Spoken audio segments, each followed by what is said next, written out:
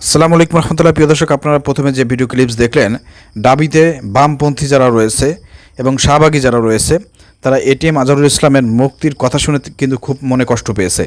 তো এসব শাহবাগীদের হৃদয়ে মনে আগুন জ্বলবে, এটা স্বাভাবিক ব্যাপার। কারণ 2013 সালে যে শাহবাগ প্রতিষ্ঠিত হয়েছিল, তো সেই 2013 সালে জন্ম নেওয়া কিছু অবৈধ সন্তানরা কিন্তু এখনও ঢাকা বিশ্ববিদ্যালয়ে কিন্তু রয়ে গিয়েছে। তো তারা এখন মাথা চারা দিয়ে ওঠার প্রচেষ্টা করতেছে। এটিএম আজহারুল ইসলামের মুক্তির খবর শোনার পরে তাদের ভিতরটা জ্বলতেছে, এই কারণে তারা রাস্তায় নেমেছে।